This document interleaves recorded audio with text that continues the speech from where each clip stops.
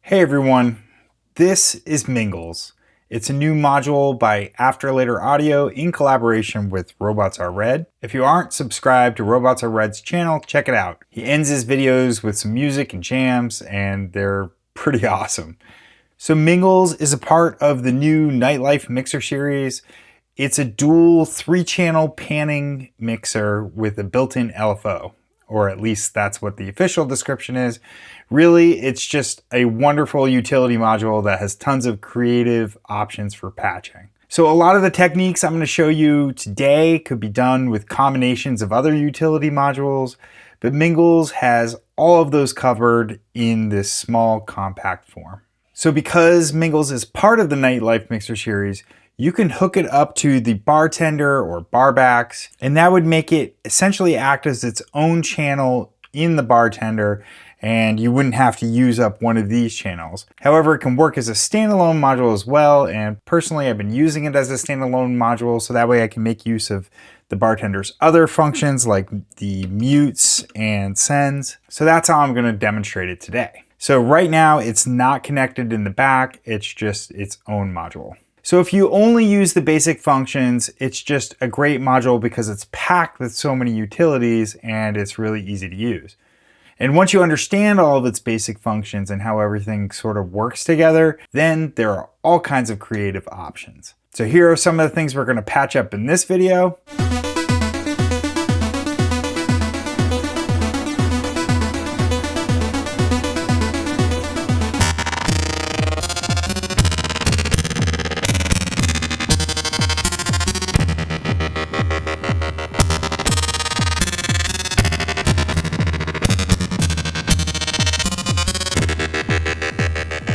But before we get to that kind of creative stuff, let's just walk through an overview of the module and all its basic utility functions.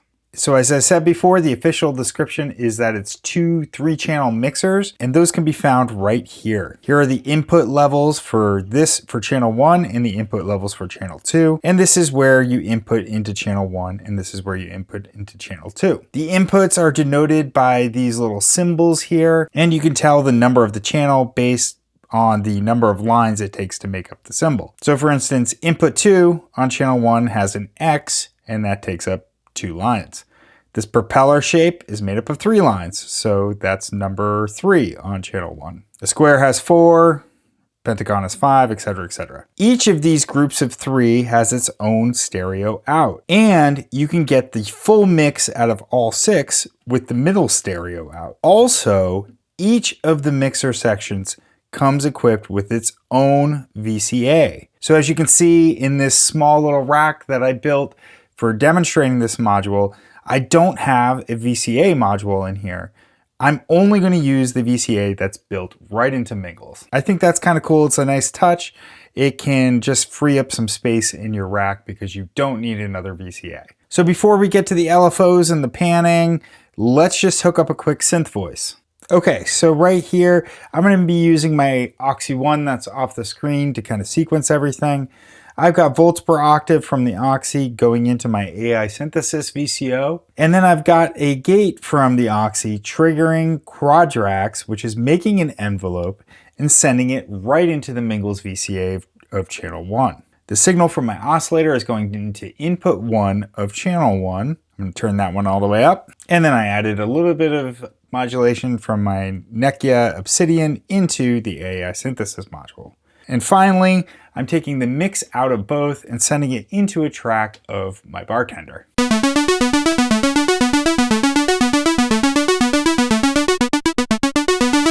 As you can see, it acts just like you would expect a regular VCA to act. So let's talk a little bit about the panning function. So as you could hear, there really wasn't any panning going on. And that's because these 2 little knobs are attenuators for the built-in LFO to impact the panners. So with these all the way down, the LFO isn't doing anything, and we can pan just manually right here.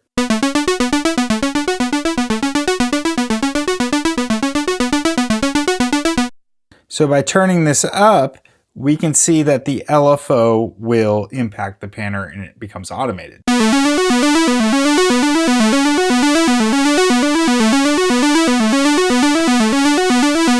Now I should also add that if you wanted to use your own shape, you could just enter it in right here, and then that would override this LFO, and this would become an attenuator for this.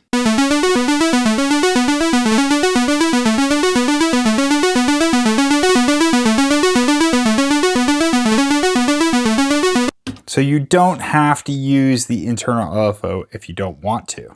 Now what's also interesting, here, let me unplug this.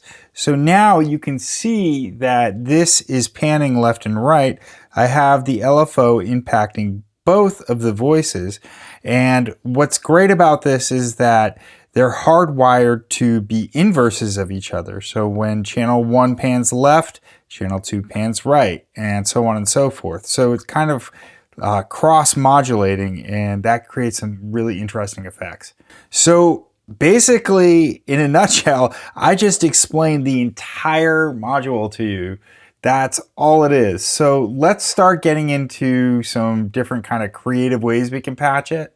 And you can see how having all of those utility modules packed into one module is actually really handy. So I'm going to plug my synth voice back in and we'll try out some stuff.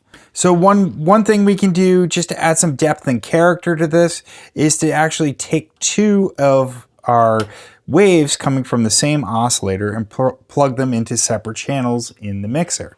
Now that means also that we're going to have to multiply the envelope and send it to both VCAs. So I'm going to use this multiple right here. We'll have a pulse wave and a saw wave, and they'll be sort of modulating back and forth, and when one's in your left ear, the other one will be in your right ear, and so on and so forth.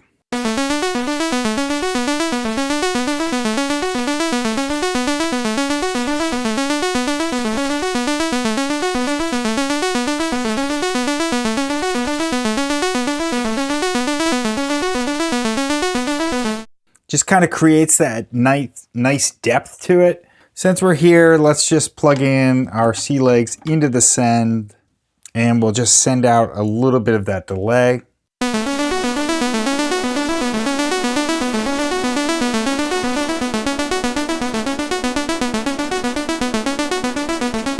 I'm actually going to add in my battering ram. Let's listen to that.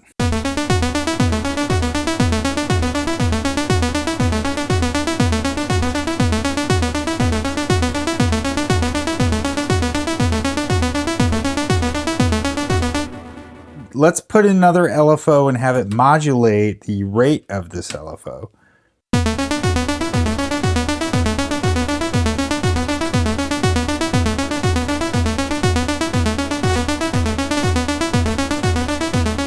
Pretty cool stuff. It just kind of creates this dynamic sound to it. But let's take that one step further and add in the other waves.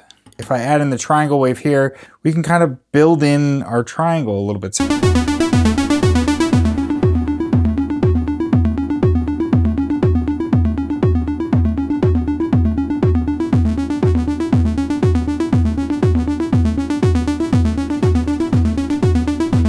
Pretty cool stuff. Let's listen to what would happen if we use two sound sources and had them going to different channels. All right, so I've got two different sequences going. I actually am using a separate trigger for channel 2. So let's just listen to channel 2 for a second.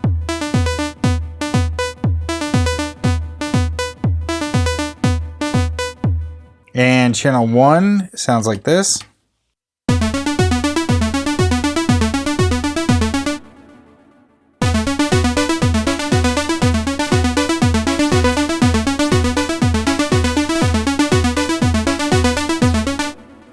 That's pretty cool. And because they're kind of weaving in and out, that adds that nice texture too.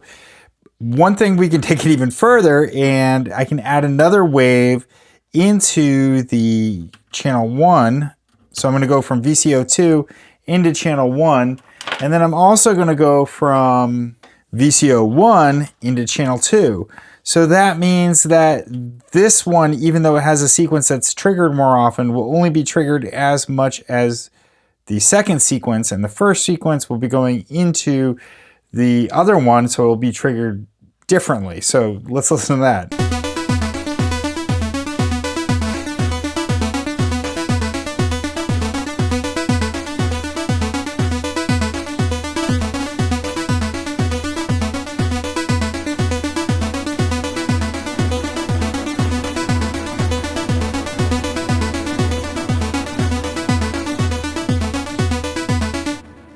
Pretty cool stuff. All right, let's take a look at something else.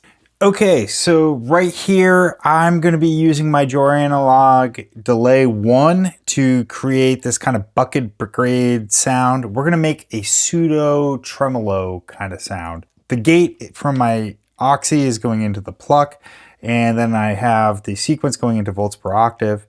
I'm only sending it into one channel here on the mixer, and then I'm coming out of just the left side and into my bartender. I've got it panned all the way to the left because that's the side I'm using, and then I turned it to a mono signal.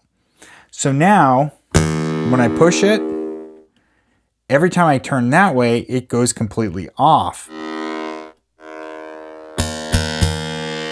And we can use our panner to create that tremolo effect. As I turn up the CV,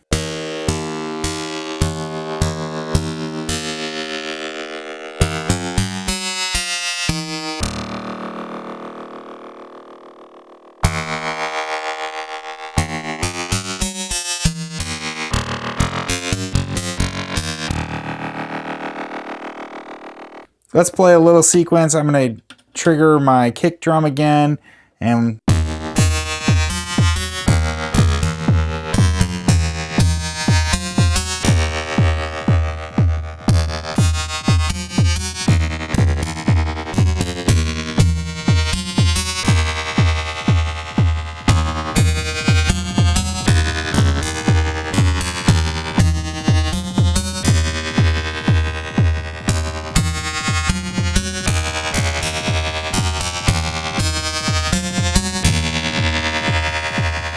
it sounds great too when you kick the LFO up.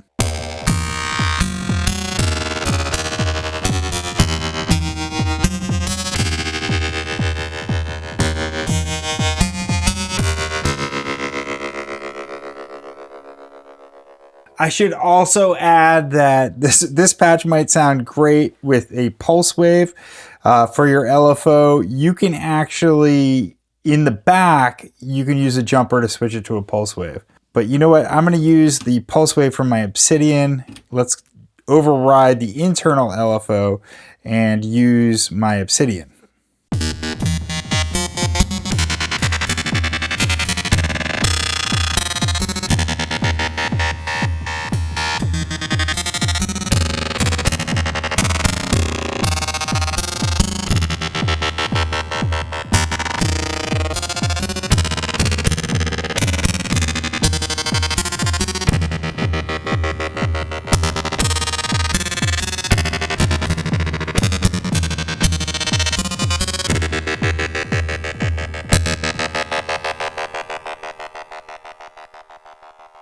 Pretty awesome stuff.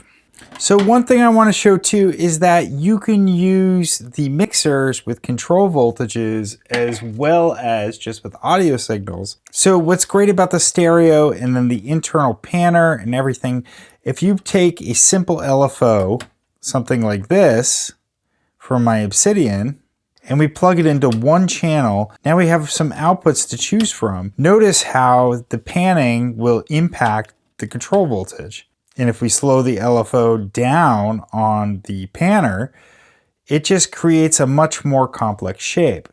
And then you can also take the other side of the signal,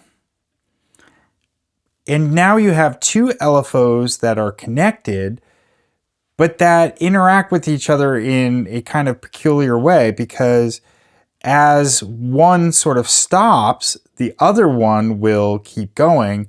And then as the other one stops, then the first one keeps going.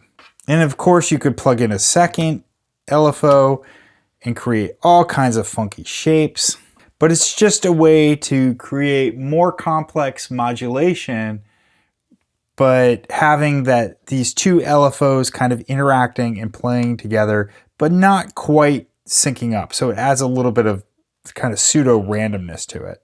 So there you have it. That's Mingles. I hope that this video got your creative juices flowing. If you decide that you want to pick up this module, consider clicking through my affiliate link to Perfect Circuit in the description.